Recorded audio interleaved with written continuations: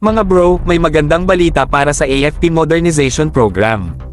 Nitong nakaraang September 27, 2024, inilabas na ng Department of Budget and Management ang saro para sa 10 billion pesos bilang bahagi ng FY 2024 GAA para ma-fulfill ang 10 billion pesos on programmed allocations.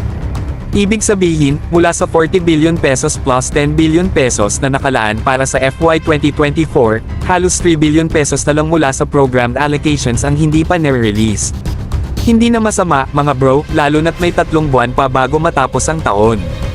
Mukhang kaya pa itong habulin, at siguradong excited na ang mga tropa natin. Ayon sa mga sources, malaki ang posibilidad na gagamitin ang pondong ito para sa pagbili ng missile, gun, at torpedo ammunition para sa Miguel Malvar class frigates, corvette sa ilalim ng Corvette Lot 2 Ammunitions Acquisition Project. Kasama rin dito ang Variable Depth Towed Array Sonar para sa Jose Rizal class at Miguel Malvar class sa ilalim ng Frigate Phase 1 Lot 5 at Corvette Lot 3 Towed Array Sonar Acquisition Projects. Kung may natitira pang pondo, posibleng simula na rin ng Philippine Navy ang Frigate Phase 1 Lot 4 Close-in Weapon System Acquisition Project. Exciting times talaga para sa ating Navy, mga bro. Habang dumidagdag ang mga high-tech na kagamitan, mas lumalakas at nagiging handa tayo sa anumang banta. Patuloy nating babantayan ang developments na ito.